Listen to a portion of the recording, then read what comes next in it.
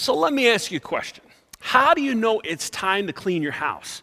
Well, it's time to clean your house when there are more dishes in your sink than in your cabinets, or when someone can use their finger and write dust me on your nightstand or on your coffee table.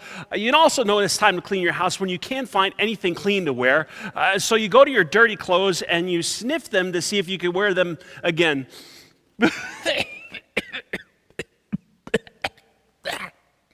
Or you walk by a corner or close a door and a breeze kicks up a dust bunny that decides to follow you all the way around the house. And lastly, you know it's time to clean when you put on your shoes to go inside and take them off when you go outside. But just as it's important to keep our own homes clean, it's also important to keep God's house clean too.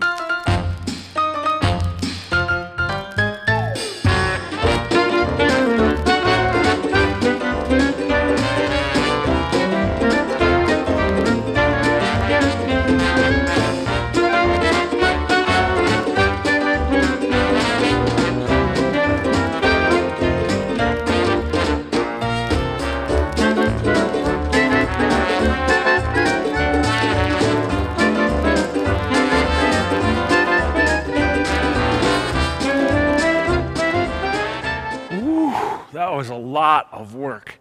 But the reality is that God's house isn't just a building. In fact, in 1 Corinthians chapter 3, verse 16, it reminds us that God's Holy Spirit lives in us. It says, "Do you not know that you are God's temple and that God's Spirit dwells in you?"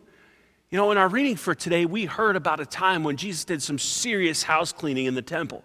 He had gone to Jerusalem for the annual Passover celebration, and when he arrived, he found people selling animals and sitting at tables to exchange money.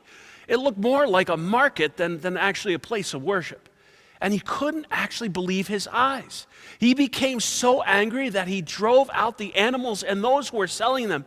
Next, he went over to the money changers' tables and flipped over their tables, sending all the coins flying across the room and even spilling onto the floor. You see, the people's hearts were focused on really the wrong thing. They were focused on making money rather than praising God. And as we think about Jesus cleansing the temple, are there things in our own hearts and lives that need a bit of, cleaning? Have we become a bit too focused on ourselves and our own needs rather than the needs of others? Have we failed to forgive as God calls us to forgive? Are we holding on to maybe a grudge or have become bitter because of a hurt we haven't let go of? Maybe there's something that needs cleaning in our lives. You know, during worship, the pastor prays these words as part of the brief order confession and forgiveness. They share this: "Cleanse the thoughts of our hearts by the inspiration of your Holy Spirit, that we may perfectly love you and worthily magnify your holy name." And David prays this prayer in Psalm 51, verse 10, "Create in me a clean heart, O God, and put a new and right spirit within me." You know, in laundry terms, take what's dirty and make it clean again. You know, what if we prayed that prayer? So this week, think about what maybe need to be cleaned or cleansed and maybe pick up around the house, both physically as well as spiritually.